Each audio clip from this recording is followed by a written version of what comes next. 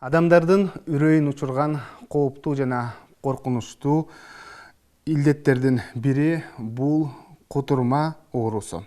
Кутурма оорусу биздин доорго чейин эле белгилүү болгон. Бул оору тууралуу баяндоолор Египеттин папирустарында, Индиан ыйык китептеринде, Грециянын жана Римдин жазма булактарында кездешкен. Кутурмага каршы вакцинацияны 1885 жылы француз окумуштуусу Луи Пастер ойлоп тапкан. Бүгүнкү көрсөтүүбүздө дал мына ушул илдет жөнүндө сиздерге маалымат беребиз. Саламатсыздарбы? Бул Илим Билим каналы Ден соолук программасы. Аны мен Сейит Амираев алып барам.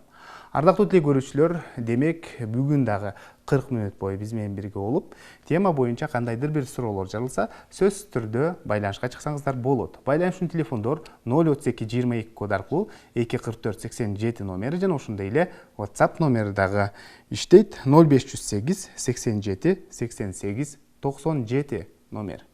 Анда студиянын кадырлуу конокторун мен сиздерге тааныштырсам. Насиба Бурханова Ош шаардык ооруларды алдын алуу боюнча мамлекеттик санитардык эпидемиологиялык көзөмөлдөө борборунун дарыгери. Жана ошондой эле кийинки коногубуз Абдыганы Калбаев Кара Суу райондук үй-бүлөлүк дарыгерлер борборунун радиолог дарыгери. Кийинки коногубуз Улар Кадыралиев Ош шаардык клиникалык ооруканасынын сынык жарат бөлүмүнүн радиолог, сынык жарат дарыгери жана медицина факультетинин студенттери келип отурат. Саламатсыздарбы? Студиябызга кош келипсиздер. Жыл сайын дал мына ушул темага биз кайрылып отурабыз. Анткени себеби 28 сентябрь бүткүл дүйнөлүк кутурма оорусуна каршы күрөшүү күнү.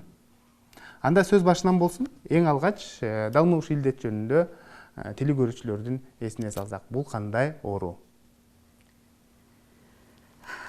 Кутурма оорусу бул жугуштуу ооруларга, карантиндик жугуштуу ооруларга кирет. Ошондуктан бул оору кандай өтө кооптуу оору эсептелет. Кутурма оорусу менен адамдар жабыркайт, жаныбарлар, үй жаныбарлары жабыркайт, ошондой эле жырткыч жаныбарлар жабыркайт. Адамдар жабыркаганда бул гидрофобия деп коет. Гидрофобия оорусунун козготуучусу бул рhabдовирустар деген вирустар козготот. Ал вирустар өтө ондой эле чыдамдуу эмес. Мына өзүбүздүн баягы шартка түшкөндө алар тез эле өлүп калат. Анан зарарсыздандыруу каражаттары менен колдонгондо ал вирустар буга чыдабай өзүнүн эмесин жоготот.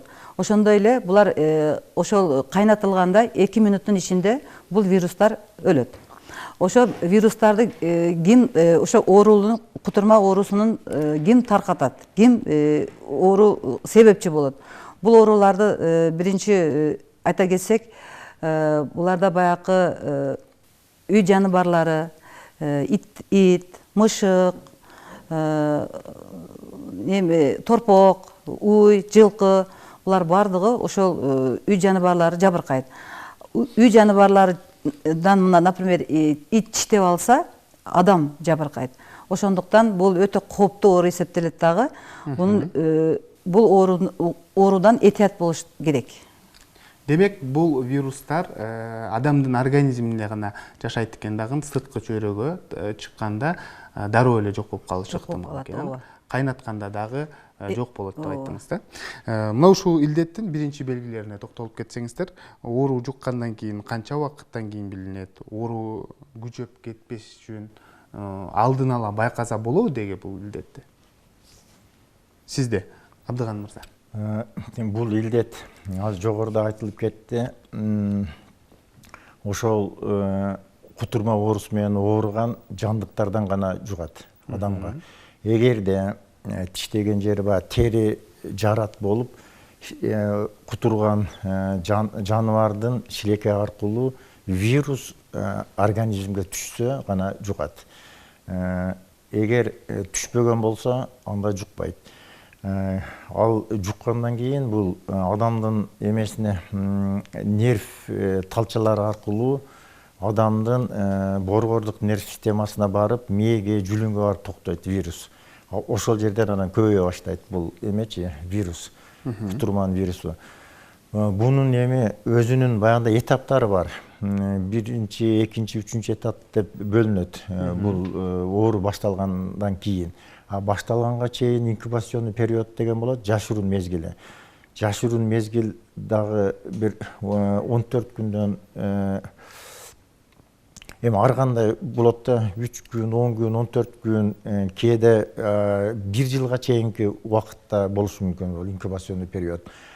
Биз качан гана бул эмени башталганга чейинки период, анан башталгандан кийинки периоддорду 3кө бөлөбүз. Биринчиси баштапкы мезгил деп коебуз. Ал 1 күндөн 3 күнгө чейин гана болот. Адамга эгер жуккан болсо, адамдын температурасы, ысытмасы көтөрүлөт, 37-37,5 чейин көтөрүлүп, табити жоголуп, башы ооруп, алсырап, ушуга окшогон белгилер болот адамда. Ошол экинчи периодуна өткөндө 4-күндөн 7-күнгө чейин болот. Анда дагы ысытмасы дагы андан да жогорулайт. Бул разгар деп коет, период разгара. Элүрүү деп коет кыргызча, элүрүү мезгили. Мында адамдын нерв системалары өтө сезгичкелип, шамалдан, жарыктан, суудан эме кылып, баягы коркунуч пайда болот. Жарыктан качып, караңгыга, жалгыздыкты каалап, караңгыга качып, ушуга окшогон белгилери болот. Экинчи эмеси. Үчүнчүсү уже 7 күндөн кийинки мезгил, ал шал мезгили деп коебуз биз. Мында уже баягы дем алуусу кыйындап, булчуңдары шал болуп, адамдын дем алуусу менен жүрөгүнүн согушу акырындап барып токтоп өлүмгө дуушар болот. Үчүнчү мезгили. Жакшы, 7 күндө дедиңиз да, 7 күн аралыгында бул оору билинип, бетап кутуруп кетет деп айтып калдыңыз да.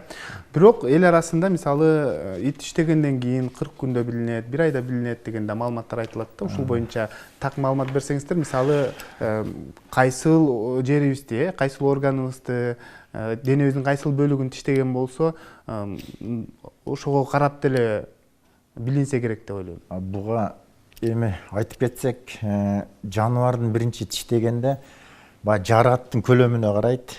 Кичинекей жарат болушу мүмкүн, чоң жарат болушу мүмкүн. Анан ошол вирустун түшкөнү аз же көп өлчөмдө түшкөнүнөн эме кылат.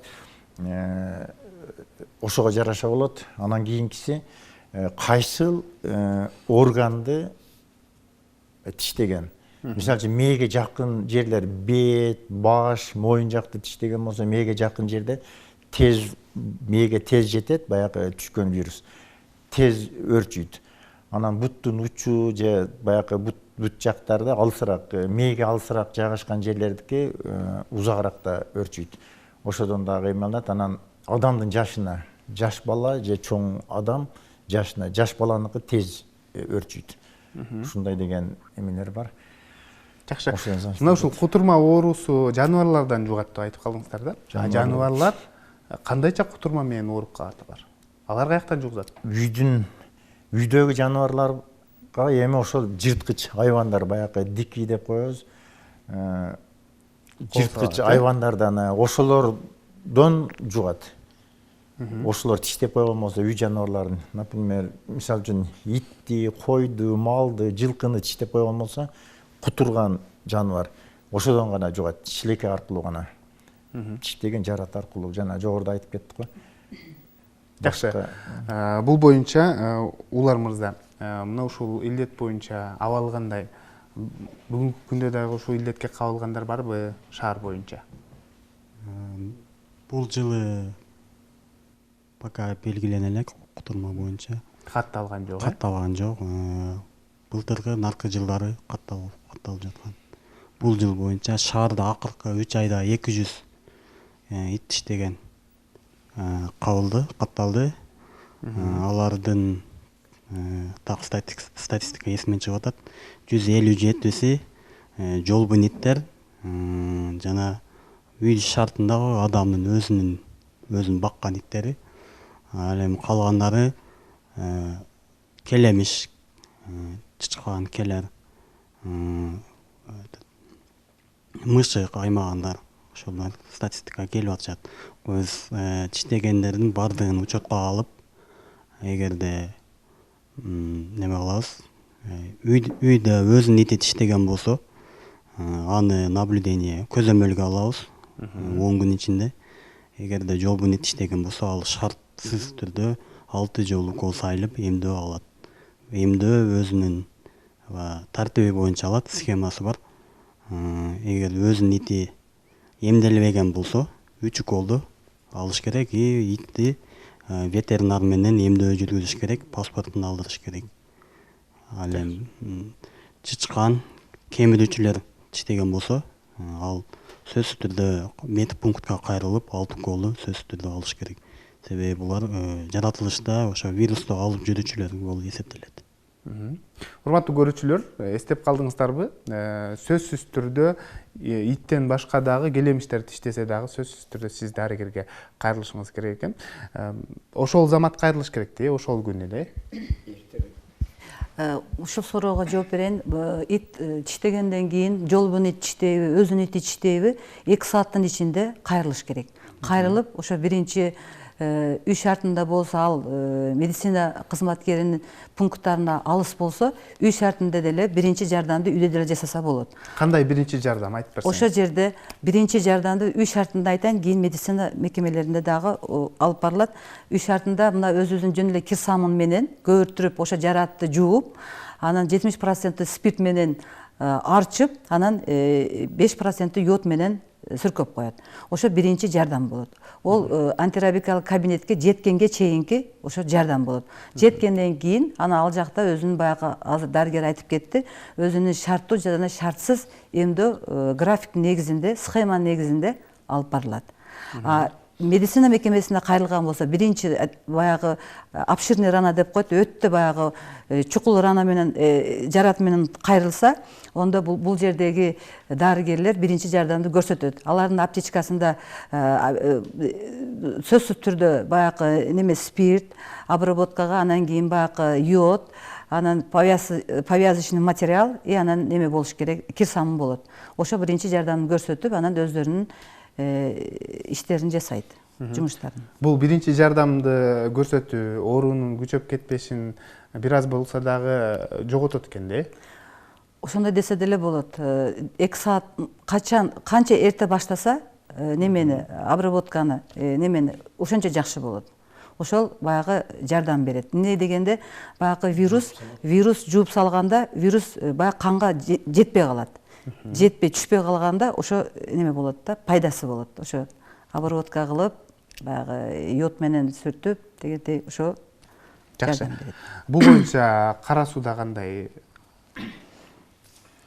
Бизде деле ошол кара сууда 2 радиологический кабинет бар. Кара суунун өзүндө үй-бүлөлүк дарыгерлер борборунда, анан Кашкар штабта, филиалда 2 жерде 2 радиолог иштейбиз.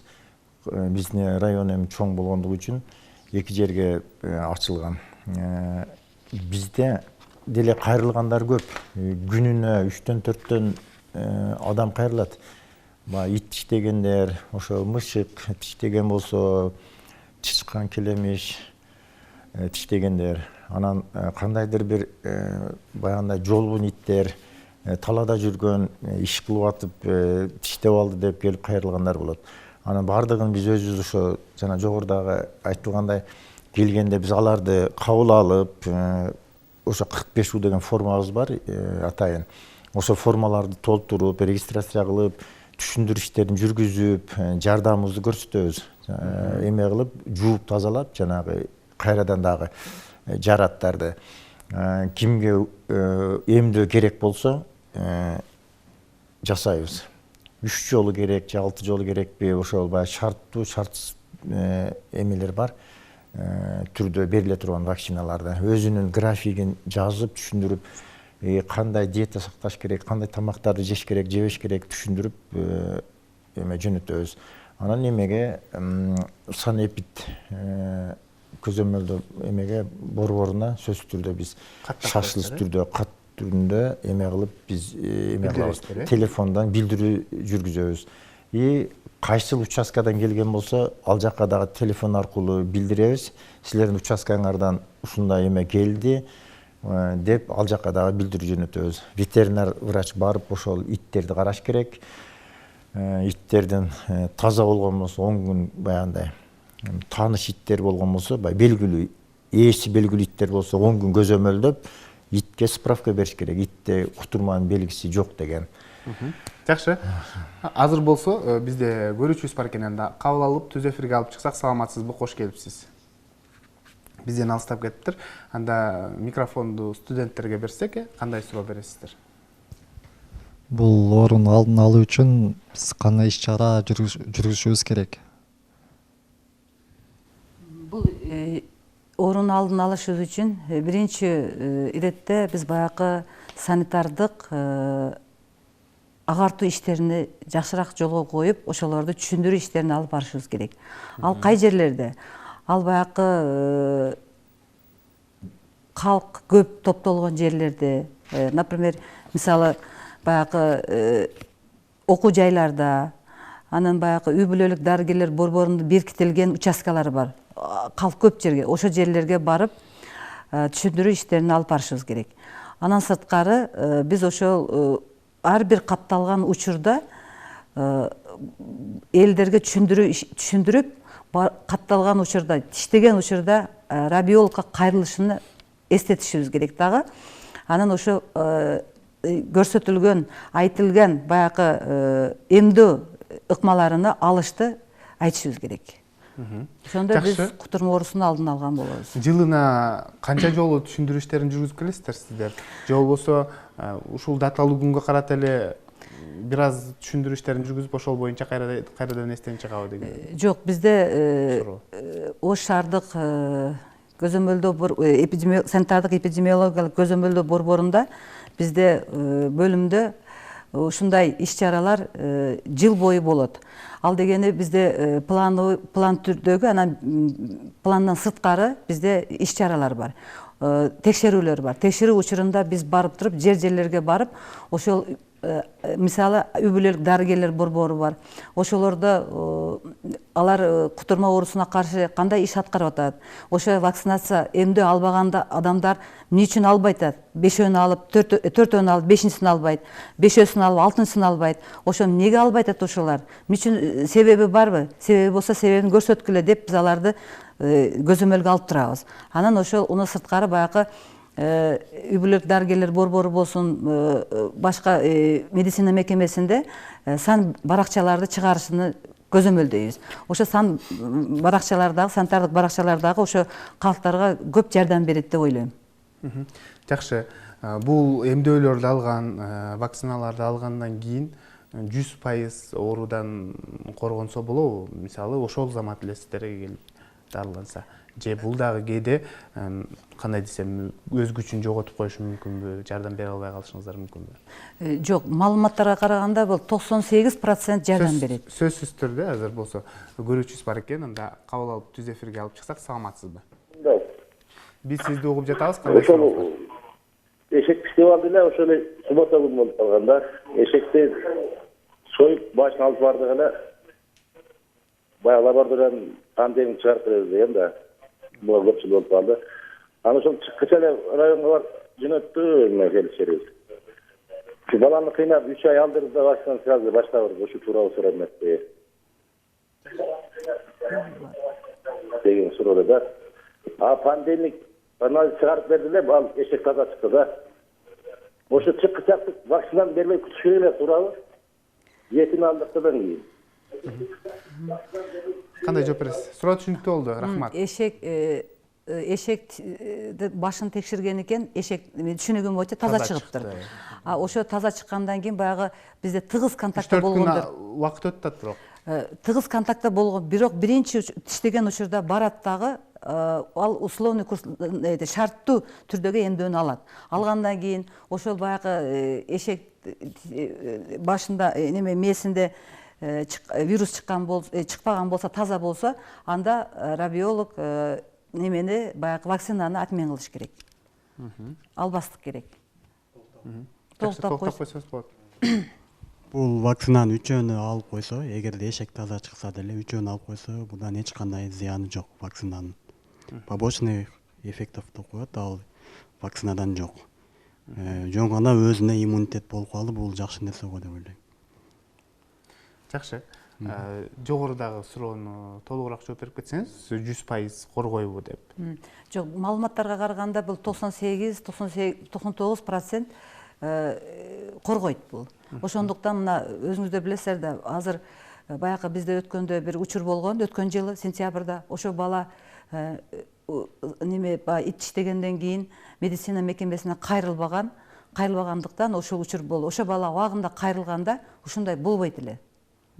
Бирок ал учурдан кийин бир кыйла убакыт өткөн, Убакыт өткөндөн кийин ал кутуруп кеткенге туура келди. Ол Кутуруп кеткен. 3-4 ай өткөн, 3-4 айдан кийин анан ушундай кутурулган. Жакшы, анан 2017-жылы менин билишимче жаш кызды тиштеген, Ак Тилек КИЧ районунда. Анан ошол замат эле сиздерге дарыгерлерге жеткирилгенде, бирок дарыгер канчалык жардам көрсөтпөсүн, ал ушул ооруга кабылып калган. Ооба, ал кыз мындай болгон. Ал кыз жашы өтө 4 жашар кыз болгон. Анан ал кызды аябай жаман ит талаган. Ошол болуп деле баягы бет жакты талап туруп, баягы ит тытып салган. Ошондо анан кийин дарыгерге кайрылган, убагында кайрылган. Алар керектүү өзүнүн баягы медициналык жардамын көрсөтүшкөн. Ошондо баягы косметологический швы деп коет, ошону тиккен. Эми ал негизи приказ, буйруктун негизинде иш жасаган. Анан ошондой болсо деле баягы бет жакты тиштегенден улам баягы кыз инкубационный период деп коет, инкубациялык период өтө аз болгон. Анын мээсине кетип баягы вирустар баланын организми слабый болгон, баягы иммунитети. Анан баягы вирустар баш мээсине барып, анан ошо 13 күн дегенде баягы кыз каза болгон. Жакшы, бизде байланышта көрүүчүбүз бар экен, анда кабыл алып түз эфирге алып чыксак, саламатсызбы? Кош келипсиз. Ошол. Кандай сурооңуз бар? Саламатсыз. Саламатчылык. Алло. Биз сизди угуп жатабыз. Мен биринчи суроом. Иттер боюнча да бул бул шаарда Бишкекте мисалы аябай бош жүргөн иттер көп да. Ушул тууралуу алдын ала мисалы кутурмооч менен мисалы ошолор биринчи орунда оорушу мүмкүн да. Аларды алдын ала ошол иттерге бир чара колдонуучу орган же кандайдыр бир неме ошол нерсе кандай биз кайрылып ошол иттер тууралуу кабар берсек болот. Шаарда аябай көп бош жүргөн иттер. Экинчиси, мына доорлордо жашаган итин байлап баккан адамдар сыртка чыгып, мисалы биздин балдар ойнойт да, доордун астында. Ошол жерде эртең менен кечинде баягы иттерин алып чыгып, ошол жердеги дарактардын астына баягындай саараларын кылдыртып, ошол иттерин ошондой. Суроо түшүнүктүү болду негизинен. Кандай жооп бересиздер? Абдыган мырза. Мен оюмча бул кимдин баягы иттеби, ошо иттерди, жолбун иттерди, жолбун иттерди эми алдын алуу боюнча бардыгын колго алыш керек. Бунун үчүн жыл сайын эле атып келеби, эрежелерин сактап, буну мисалы шаарда болсо мэриядан кайрылыш керек да, мен оюмча. Биздин райондо мисалы үчүн айыл өкмөттө иш чаралар жүрөт. Ошо эмеде бир жылда бир план кылып, атайын акча бөлүнүп, акча каражаттар бөлүнүп, иттерди атканга атайын акча каражат бөлүнүп, иттерди атып, жолбун иттерди, көчөдө жүргөн, талаада жүргөн иттерди атып, алдын алып эме кылышат. Эми шаардагыны билбейм, эми аны тоже сиз толугураак маалымат берип кетсеңиз, себеп дегенде жогоруда айтты да, мисалы 200гө жакын бейтап кайрылыптыр, 3 айдын ичинде. Элестетиңиз, бул көп да. Анан кантип эмне үчүн алдын албайт деген дагы суроо жаралат да. Ошо мен азыр ушу статистикада кайрылып кетейин. Ошондон улам ошо суроого жооп берип кетем. Азыр бизде мына Ош облусу боюнча 2018 жылга салыштырмалуу 8 айдын ичинде азыр 1328 жаныбарлардан жабыркагандар кайрылган. Булардын ичинен 707си 14 жашка чейин болгон балдар арасында. Ал дегенде бул өткөн жылга салыштырмалуу бир аз кайрылган. Анан шаар боюнча айта кетсек, бизде Ош шаары боюнча 256 учур жабыркагандар катталды. Анын ичинде 112си 14 жашка чейин болгон балдар. Булар дагы өткөн жылга салыштырмалуу аз катталды. Ал дегенде биздин шаарда азыркы учурда 2 ит атары иштейт. 2 ит атардын мэрия жактан бар жок ок дарыларын, алардын спец кийимдерин, спец одежда деп коет, алар менен мэрия камсыздайт. Аларга айлык маянасын дагы мэрия берет. Ошондуктан азыркы учурда бизде жолбон иттерди жоготуу боюнча эмне кылыш керек, кимге кайрылуу керек деген суроону айтат элем. Баягы жерлерде айыл жергеси болсо айыл өкмөттөр бар. Айыл өкмөт менен айыл өкмөткө ошол айыл өкмөттөрдө баягы кимде ит бар, өзүнүн ити барбы? Анан ошол жерде тизмелери бар. Тизмелердин негизинде баягы паспортизация жүргүзүлөт. Ал ким менен? Ал ветеринария кызматкерлери менен биргеликте жүргүзүлөт. А жолбон иттерге болсо алдын алыш үчүн эмне кылыш керек? Аларда ошол баягы айыл өкмөттөрүнө заявка деп коебуз. Ошону берет. Ошонун негизинде анан алар ветеринарный мэрияга кайрылат. Мэриядан анан ошолорду ошол терсоветтердин төрагаларына жөнөтөт. Жөнөткөндө анан алар ошол кайсы участкада канча жолбон ит бар, ошолорду атып келгенге аларды жөнөтөт. Дагы специально бөлүнгөн, атайын бөлүнгөн машиналар бар, машина менен жөнөтөт. Айыл жергесинде деле дагы ошондой деп ойлоймун. Эмне дегенде айыл өкмөттөрү бар, айыл өкмөт тыгыз. Бул жерде бир эле эки же бир мекеме иштеш керек эмес. Бул жерде айыл өкмөт иштеш керек, медициналык кызматкерлер иштеш керек, үй бүлөлүк дарыгерлер борборундагы медицина кызматкерлери иштеш керек. Ошо участкага бөлүнгөн, бирикитилген медицина кызматкерлери. Онун сырткары дагы баягы айта кетсек, ветеринар кызматкерлер, ошондой эле ош тазалык немесин алып бара турган кызматкерлер, жумуштарын алып бара турган кызматкерлер кошо иштеш керек. Анан онун сырткары дагы бизде баягы дезотдел деп коет, дестанция деп коет. Дестанциянын кызматкерлери дагы бул жерде өзүнүн жумуштары бар. Ошо жумуштардын негизинде ошо жолбон иттерге каршы атылган жолбон иттерди атайын бөлүнгөн свалкалар бар, ал жака таштап, оро деп коебуз. Ошолорду ай сайын дезобработка кылып туруш керек. Ошон үчүн айтат элем, бардык мекеме бирге иштесе, ошо жолбон иттер азайып, ушу кутурма оорусу катталбайт деп ойлойм. Жакшы, так маалымат берсеңиз, мисалы, жылына канча жолу ошол иттер, ит атарлар чыгып, ушул жолбон иттерди жок кылып турат? 1-2 жолу. Эгерде бат-баттан жыл бою чыга турган болсо, мындай учур катталбаса керек деп. Алар бир жылында канча жол чыгышын менде маалымат жок, бирок алар заявка боюнча барат. Ошо баягы түшөт, мисалы, мынау үйдө. Демек, элдер эгерде кайрылса, тиешелүү жерлерге кайрылса, сөзсүз түрдө барат экен. Мына домдордо домкомдор бар. Домкомдорго кайрылса, ошолор домком терсоветке кайрылат дагы, ошо заявка боюнча келип ит атарлар атып кетет.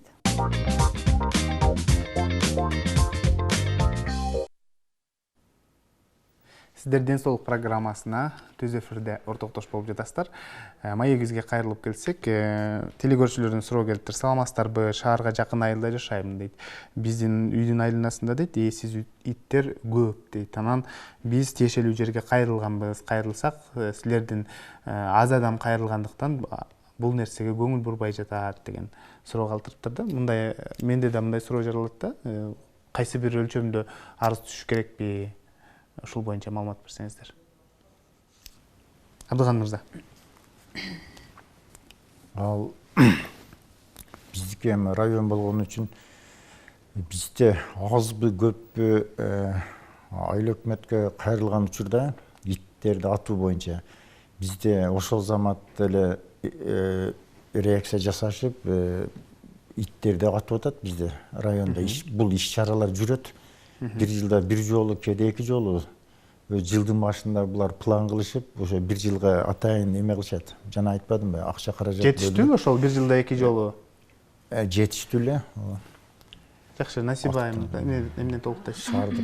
Азыр шаарга жакын жерде жашайм дейт.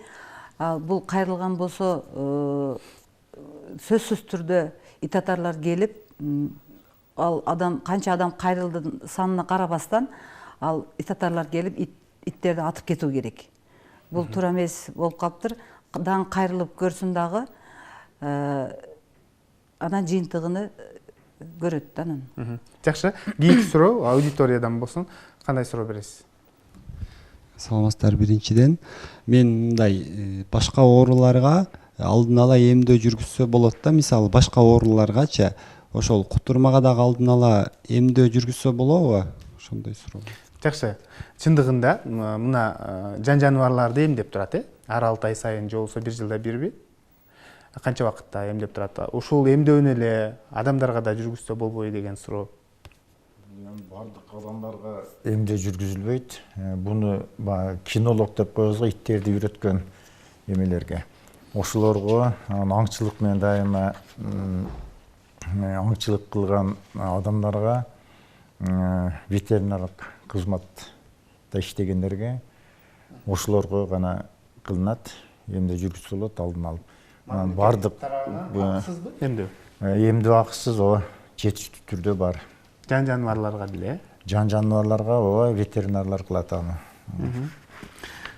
Жакшы, кийинки суроону берсеңер болот. Кандай суроо бересиңер? Мисалы, адамдарга мына кутурма оорусунун инфекция вирусу түшкөнүнү кандай билсе болот? Бизде азыр көбүнчө кеч болгондо кайрылып калып атат, дарылаган болбой калат. Ошону кыска мөөнөт ичинде кантип билүүгө болот? Бул жана айтпадыкпы, кантип жугат биринчи. Сөзсүз түрдө ооруган айбанат адамды тиштегенде гана жугат дебедикпи? Жогоруда айтып кеттик го. Буну ошо анамнез деп коет, ошону сураш керек. Эмне болду эле, кандай жаныбар тиштеген деп тиштеп ошол жаныбарды билип туруп, анамнез собирать этип туруп билсе болот. Анан бирок адамдар ошо итпи эме жаныбар тиштегенден кийин тез аранын ичинде кайрылыш керек да. Жүрө бербеш керек да. Мен мисалы үчүн тиштеп койгон болсо, кайрылбай жүрө берген болсо өтүшүп кеткен болушу мүмкүн. Өтүшүп кетип, кийин кеч кайрылып калган болушу мүмкүн. Анда медицинанын күчү жетпей калат, ал вакцина кылса кеч болуп калган болушу мүмкүн. Эми адамдар өздөрү да эртерээк кайрылганга аракет кылыш керек. Жакшы, айтсаңыздар, негизинен мына ушул илдетке кабылгандар, айрым бир маалыматтар боюнча айттым, түштүк, республикабыздын түштүк аймагында көп деп айтылат экен да. Мисалы өткөн жыл, андан мурдагы жылдагы маалыматтар боюнча да. Эмне үчүн? Же болбосо жогорудагыдай бизде баягы көчөн иттерин жок кылуу иш-аракеттери жок кесе депсек ойлосок болобу? Бул мындай да, бизде азыркы учурда мына жолбон иттерди жоготуу боюнча көп иштер аткарылып атат. Анан ошол түштүк региондо көп деген себеби көп деле эмес. Эми мына айтып атпайбы, статистика кайрылып былтыркыга салыштырмалуу азыраак катталды. Жабыркагандар баягы неме менен, укус менен. Анан ошондо бизде көп эл, мына өзүңүздөр билесиздер, Ош шаарындагы айыл жергесинде, жарым айыл жергесине кирип кетет. Мына Кара Суу районго бөлүнүп кетет. Мына өзүбүздүн эле баягы жапалак айыл өкмөт деп коебуз, өзү шаарга карайт, бирок айыл жергесин эсептеп. Вот ошондой жерлер бар. Анан көп бизде ошондой шаар бизде аз эле эмеси боюнча, аянты боюнча аз эле. Анан анын үстүндө бизде дагы биз түштүк регионунда биз эле эмес, Баткен облусу кирет, Жалал Абад облусу кирет. Өткөндөгү баягы учур, гидрофобия катталган учуру дагы Баткен облусунун жараны болгон. Ошондуктан былтыркы, онун мурунку жылдарга салыштырмалуу бизде андай эле, кандай десем болот, көп учур катталбай атат. Жакшы. Мына ушул ит иштей турган болсо, эгерде үйдө багылган ит ал эмделген болсо, Андан кооптонбой, дарыгерге кайрылбай эле койсок болобу деген суроо калтырыптыр да. Айыл жергесинен экен. Баары бир кайрылыш керек. Кайрылып, ошо учетко туруп, радиологко кайрылып коюш керек. Анан ал өзүнүн эмесин берет, кеңешин берет. Жакшы. Түшүндүрүү иштери жүргүзүлөт анан. Баары бир кайрылыш керек. Кийинки суроо Улар мырза сизге. Мисалы бүгүнкү күндө каалайбызбы, каалабайбызбы, жогоруда биринчи жардам көрсөтүүнү айтып өттү да, негизинен медициналык ыкма мененчи. Анан элдик ыкма менен дагы бүгүнкү күндө дагы иштеген учурда, келемиштер иштеген учурда биринчи жардам көрсөтүп келет да. Бул канчалык деңгээлде жардам берет? Элдик эми кандай ыкма? Элдик ыкма. Мисалы. Угуп, көрүп билгендер менен мисалы ошондой жасашат го. Бул канчалык деңгээлде коргойт? Элдик ыкма эгерде колун самындап 15 минуттага чейин жууп, ошо рананы, жараттын тегерегин спирт менен тазалап, йод менен жууп, тезинен кайрылыш керек да. Жакшы, Абдыган мырза, бул боюнча сиз уккансызбы? Ошо бүркүттүн өтү менен дарылайт деп ошо элдик дарыгерлердин эмелерин угуп жүрөбүз. Бирок ал чындыкка жатпайт. Бул өзүнүн гана вирусту өлтүрүүчү гана эмдөө вакцинасы бар да. Бул медицинада такталган. Жакшы. Ардактуу тилөө көрүүчүлөр, бүгүн бизде конокто Насиба Бурханова, Ош шаардык ооруларды алдын алуу боюнча мамлекеттик санитардык эпидемиологиялык көзөмөлдөө борборунун эпидемиолог дарыгери жана ошондой эле кийинки коногубуз Абдыган Калбаев, Кара Суу райондук үй бүлөлүк дарыгерлер борборунун радиолог дарыгери. Кийинки коногубуз Улар Кадыралиев, Ош шаардык клиникалык ооруканасынын сынык жарак бөлүмүнүн радиолог, сынык жарат дарыгери жана медицина факультетинин студенттери болду. Сиздерге рахмат айтабыз. Атайын убакытты бөлүп, жалпы тилөө көрүүчүлөргө аз да болсо маалымат бердиңиздер. Ишиңиздерде ийгиликтер болсун. Ушуну менен Илим жана Билим телеканалынын Ден соолук программасы өз соңуна келип жетти. Аны мен Сейит Амираев алып бардым. Кайрадан эфир аркылуу амандашканча сак саламатта туруңуздар.